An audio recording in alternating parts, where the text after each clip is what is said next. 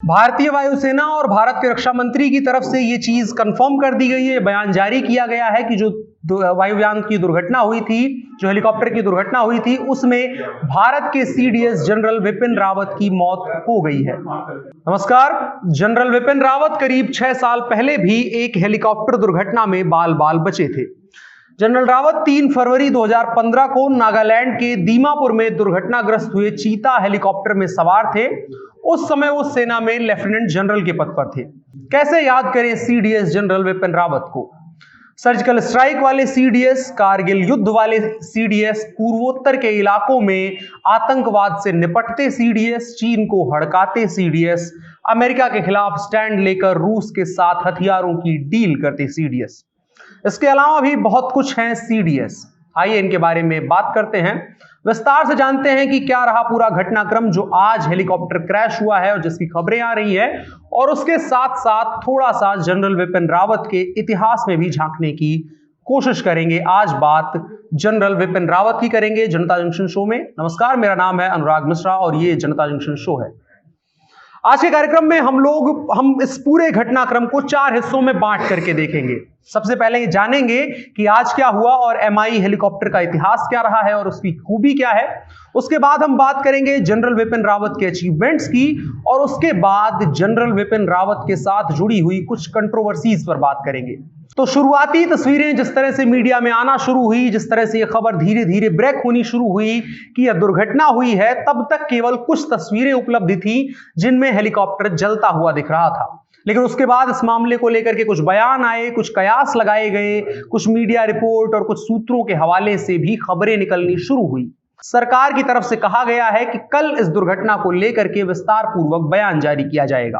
फिलहाल की सूचना के मुताबिक हेलीकॉप्टर में सीडीएस विपिन रावत, उनकी पत्नी Madhulika Rawat, brigadier L S Lidder, lieutenant colonel Harjit Singh, N K Gursewak Singh, N K Jitendra Kumar, lieutenant N K Vivek Kumar, lieutenant N K B Sai Teja, havildar Satpal सवार थे। बताया जा रहा है कि सीडीएस जनरल विपिन रावत और उनकी पत्नी एक कार्यक्रम में हिस्सा लेकर के दिल्ली लौट रहे थे। तभी एयरफोर्स का MI-17 V5 हेलीकॉप्टर नीलगिरी के जंगली इलाके में क्रैश कर गया।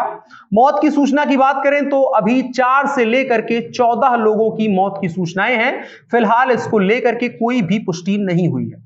अगर बात हेलीकॉप्टर के बारे में करें जो दुर्घटनाग्रस्त हुआ है, तो रक्षा मंत्रालय ने 80 हेलीकॉप्टर के ऑर्डर दिए थे। रूस के साथ 1.3 बिलियन की डील 2011 के पहले हुई थी। 2011 में इन हेलीकॉप्टर्स की डिलीवरी होनी शुरू हुई। 2013 तक 36 MI सीरीज के हेलीकॉप्टर्स मिल चुके थे भारत को। भारत को MI-17 V5 की आखिरी खेप जुलाई 2018 में मिली। MI-17 V5 को रशिया की कंपनी कजान हेलीकॉप्टर बनाती है। यह एक ट्विन इंजन मल्टीपर्पज हेलीकॉप्टर है और MI-8 का अपग्रेडेड वर्जन है। यह एक मीडियम लिफ्ट हेलीकॉप्टर है। यह क्रू के 3 लोगों के साथ 36 सैनिकों को ले जा सकता है।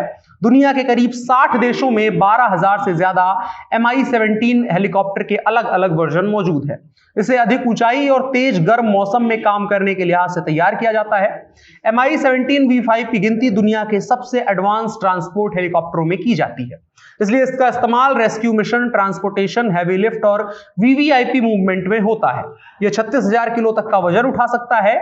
जिन MI-17 V5 को VVIP के लिए मॉडिफाई किया जाता है, उनमें 36 से संख्या कम करके 20 कर दी जाती है। 20 लोग बैठते हैं और इसमें एक खास तरह का टॉयलेट भी होता है।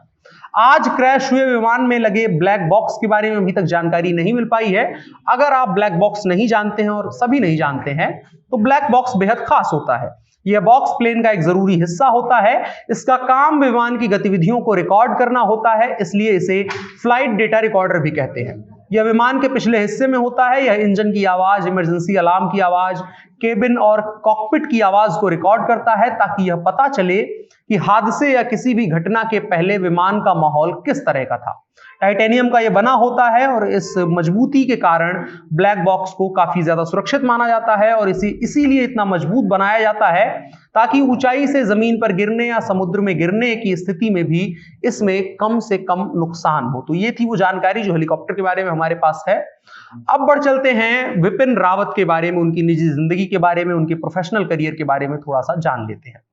आपको बता दें जनरल विपिन रावत को उत्कृष्ट कार्यों के लिए परम विशिष्ट सेवा मेडल से भी सम्मानित किया गया है। इसके अलावा उन्हें उत्तम युद्ध सेवा मेडल, अति विशिष्ट सेवा मेडल, युद्ध सेवा मेडल, सेना मेडल, विशिष्ट सेवा मेडल आदि सम्मानों से नवाजा गया है। इन तमाम सम्मानों के अलावा अगर जनरल विपिन रावत के रिमार्केबल स्टैंड्स को याद करें तो एक डील हुई थी रशिया के साथ S-400, जिसमें अमेरिका का भी काफी ज्यादा इंटरेस्ट था। अमेरिका चाहता था कि भारत उसकी डील उनके साथ करे, लेकिन भारत ने इसे साफ तौर पर इनकार किया कि हम अमेरिका के साथ करेंगे S-400 की डील। उस दौरान जनरल विपिन रावत ने साफ तौर पर कहा था कि अमेरिकी प्रतिबंधों के धमकियों के बावजूद भी countering America's adversaries through sanction act के तहत हम अपनी इंडिपेंडेंट पॉलिसी के तहत किसी भी देश के साथ, किसी के साथ भी हथियारों की खरीद करेंगे। इसके बारे में बात करते हुए एक बार जनरल विपिन रावत ने कहा था कि रशिया के लोगों ने मुझसे पूछा कि इस मामले को लेकर के अगर अमेरिका प्रतिबंध लगा देता है तो क्या होगा, तो मेरा जवाब था हाँ, हम मानते हैं हम पर कुछ प्रतिबंध लग सकते हैं, लेकिन हम अपनी इंडिपेंडेंट पॉलिसी और इंडियन सोवरेनिटी पर यकीन करते हैं और आप इस डील को आगे बढ़ाइए, बाकी हम देख लेंगे। अगर जनरल विपिन रावत के सबसे चर्चित योगदान देखें तो वैसे तो इनका पूरा करियर ही शानदार रहा है, लेकिन सर्जिकल स्ट्राइक के दौरान विपिन रावत ने अहम भूमिका निभाई थी। 2016 में पाकिस्तान की सीमा में घुस करके आतंकवादियों के मारने की प्लानिंग की टीम में इनकी अहम भूमिका थी। अगर एक सिरे से देखने की कोशिश करें पूर्व आर्मी चीफ विपिन रावत के करियर को, तो 30 दिसंबर को भारत के पहले CDS यानी चीफ ऑफ डिफेंस स्टाफ के तौर पर इन्होंने पद ग्रहण किया और 31 दिसंबर 2019 से उनका कार्यकाल प्रभावी हुआ। और इसी CDS पद के निर्माण के लिए भारतीय सेना में उम्र संबंधी नियम का भी परिवर्तन किया गया, जिसके मुताबिक यह था कि 62 साल से अधिक का कोई भी व्यक्ति सेना में पद पर नहीं बना रह सकता है। और चूंकि विपिन रावत की उम्र 62 वर्ष से ज्यादा थी, इसलिए वो इस पद को नहीं ले सकते थे। इनके लिए इस पद की सीमा को 65 साल की उम्र सीमा तक बढ़ाया गया। जनरल विपिन रावत ने 17 दिसंबर 2016 को 27वें सेना प्रमुख के तौर पर शपथ ली थी। NDA और इंडियन मिलिट्री एकेडमी से प्रशिक्षण लेने के बाद विपिन रावत दिसंबर 1978 में सेना में भर्ती हुए थे। विपिन रावत की भर्ती उस बटालियन में हुई थी जहां उनके पिता भी सेवा दे चुके थे, वो थी 11 गोरखा राइफल्स की 5वीं बटालियन। 4 दशक से भी लंबे अपने करियर के दौरान विपिन रावत ने brigade commander general, officer commanding in chief southern command, general staff officer grade 2, colonel military secretary, deputy military secretary और जूनियर कमांड विंग के सीनियर इंस्ट्रक्टर के तौर पर भी अपनी सेवा दे चुके हैं। General Vipin Rawat United Nations की शांति सेना का भी हिस्सा रह चुके हैं। इसके अलावा अपने कार्यकाल के दौरान अन्य सेना के पदों पर सेवाएं भी दी। और इसके अलावा विपिन रावत को नॉर्थ ईस्ट में यानी चीन की सीमा से सटे इलाकों में सशस्त्र आतंकवाद और उग्रवाद को कम करने में भी इन्होंने महत्वपूर्ण भूमिका निभाई। म्यांमार में 2015 में सेना के द्वारा सीमा पार जाकर किया गया ऑपरेशन उनके करियर की सबसे बड़ी उपलब्धियों में से एक था, जिसमें NSCN के आतंकवादियों के समूह के खिलाफ सफल ऑपरेशन किया गया था। यह पूरा ऑपरेशन दीमारपुर स्थित 3rd कोर के जवानों के द्वारा विपिन रावत की देखरेख में किया गया था। इसके अलावा विपिन रावत ने 1999 में पाकिस्तान के साथ हुए कारगिल युद्ध में भी हिस्सा लिया था। इस युद्ध में भारत को जीत मिली थी और आज विपिन रावत जब CDS हैं तो आपको बता दें उसी वक्त सरकार ने 2001 में जब भारत जीत गया और कारगिल युद्ध खत्म हुआ, उसके बाद उप प्रधानमंत्री लाल कृष्ण आडवाणी की अध्यक्षता में कारगिल युद्ध की समीक्षा के लिए ग्रुप ऑफ मिनिस्टर्स का गठन किया गया था। इस ग्रुप ऑफ मिनिस्टर्स ने युद्ध के दौरान भारतीय सेना और वायुसेना के बीच तालमेल की कमी का पता लगाया था। आपको याद होगा कि कई मौकों पर कुछ दिन ऐसे आए थे जब भारत की वायुसेना और जमीन पर काम कर रही सेना के बीच कोऑर्डिनेशन नहीं हुआ था, जिसकी वजह से भारत को कुछ क्षति झेलनी पड़ी थी। इस कमी का पता लगाया और उसी वक्त इस समूह ने चीफ ऑफ डिफेंस स्टाफ की नियुक्ति की सिफारिश भी की थी। तो उस वक्त नहीं बनाया गया था, उसके बाद अभी हाल के वर्षों में 2019 में इस पद को बनाया गया। और अगर एक पंक्ति में कहा जाए तो भारत के पूर्वी सेक्टर में LOC, कश्मीरी घाटी और पूर्वोत्तर की सीमाओं पर बेहतरीन काम करने वाले विपिन रावत की सेना में काफी मकबूलियत है। ये एक पंक्ति में जनरल विपिन रावत का परिचय होगा। ये वो तमाम जानकारियां थी जो साफ तौर पर, जो सामान्य तौर पर इंटरनेट पर उपलब्ध है इनके बारे में और जो आपको जानना चाहिए, वो तमाम चीजें हमने बताई। और थोड़ा सा इस कार्यक्रम के आखिर में, इस बड़ी खबर के आखिर में हम बात कर लेते हैं कि इस घटना में फेलियर किसका किसका है, जिम्मेदारी किसकी बनती है, मिलिट्री का फेलियर कहां आता है। कितना इंडियन एयरफोर्स का फेलियर है, कितना हेलीकॉप्टर बनाने वाली कंपनियों का फेलियर है। तो कुल मिलाकर के इस चीज से इनकार नहीं किया जा सकता है कि समय समय पर इंडियन एयरफोर्स में आने वाले विमानों की खरीद फरोख्त को लेकर के भी बवाल मचता है। तत्कालीन सरकारों पर सवाल उठता है जिनके राज्य में यह खरीद फरोख्त हुई थी, अगर उसमें कुछ कमी आती है, और आमतौर पर हर बार यह सवाल उठता ही है। अगर विमानों की दुर्घटना की बात करें, अगर आप भारत में हुई विमानों की दुर्घटना की बात करें और विकिपीडिया खोलने की कोशिश करें, आप सिर्फ इतना लिखेंगे इंटरनेट पर, list of accidents and incidents involving military aircraft of India, तो आपको एक बहुत लंबी लिस्ट मिल जाएगी, जिससे आप देख सकेंगे कि जब से भारत में एयरक्राफ्ट आ रहे हैं तब से कितनी दुर्घटनाएं भारत के सेना के एयरक्राफ्ट की हुई हैं और उसमें क्या क्या नुकसान हुआ है। मोटा माटी अगर एक चर्चा करें तो साल 2017 से 2021 के बीच 9 ऐसी मेजर दुर्घटनाएं हुई जिनमें मिराज, MiG-21 और अब MI सीरीज का हेलीकॉप्टर भी दुर्घटनाग्रस्त हुआ है। आपको स्क्रीन पर यह लिस्ट दिख रही होगी, वीडियो को रोक करके देख लीजिए, पढ़ लीजिए और आपको समझ में आ जाएगा कि कितनी बार ऐसी दुर्घटनाएं हुई हैं। तो सवाल ये उठता है कि दुनिया के बेस्ट हेलीकॉप्टर क्यों क्रैश हो रहे हैं और इसमें सेना की गंभीर नुकसान हो रहे हैं। इससे पहले सेना के जवानों की मौत हो चुकी है, इससे पहले ट्रेनिंग कर रहे जवानों की मौत हो चुकी है जो इंडियन एयरफोर्स में जाते थे और उन्हें सिखाया जाने के लिए उनको विमान दिए जाते थे और उनकी दुर्घटना होती है और उनकी मौत हो जाती है। पिछले कुछ सालों में ही MI सीरीज के 5 हेलीकॉप्टर दुर्घटनाग्रस्त हो चुके हैं।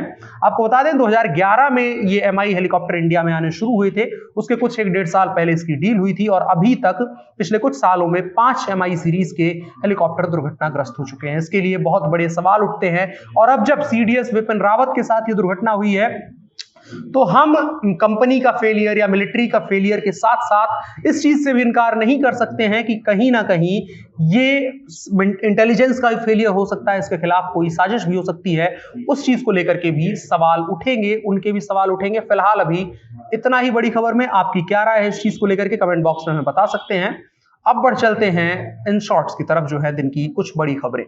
प्रधानमंत्री नरेंद्र मोदी की अध्यक्षता में बुधवार को ही कैबिनेट के बैठक में 2 बड़े फैसले लिए गए। कैबिनेट ने प्रधानमंत्री आवास योजना ग्रामीण को 2024 तक जारी रखने की मंजूरी दी है। वहीं केन बेतवा लिंक प्रोजेक्ट को मंजूरी मिली है। केंद्रीय मंत्री अनुराग ठाकुर ने बैठक के बाद कैबिनेट के फैसले की जानकारी दी।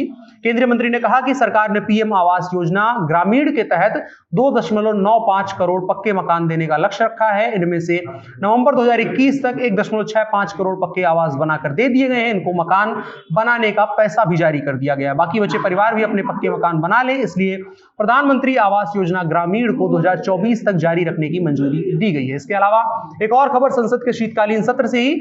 संसद के शीतकालीन सत्र में गृह मंत्रालय ने राज्यसभा को बताया कि धारा 370 के निरस्त होने के बाद घाटी से कोई भी कश्मीरी पंडित और हिंदू विस्थापित नहीं हुआ है।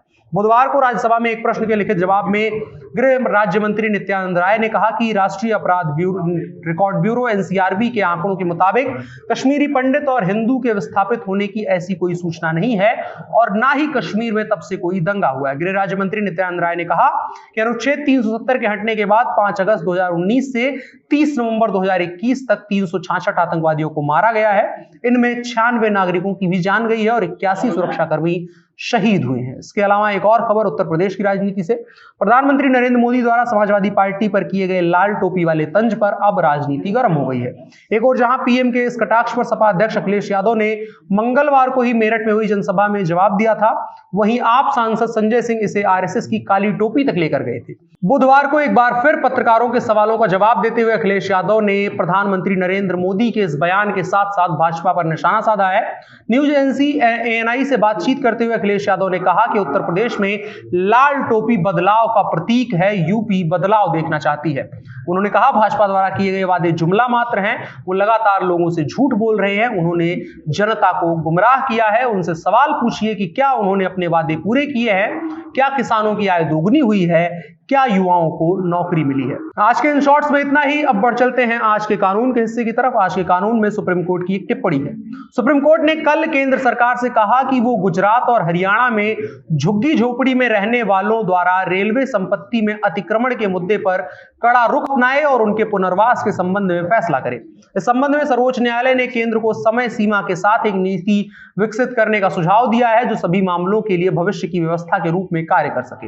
गुजरात और पंजाब और हरियाणा उच्च न्यायालयों के आदेशों को चुनौती देने वाली 2 विशेष अनुमति याचिकाओं पर सुनवाई करते हुए, जो कि सरकारी संपत्ति संपत्ति पर अतिक्रमण करने वाली झुग्गी झोपड़ियों के लिए महत्वपूर्ण है।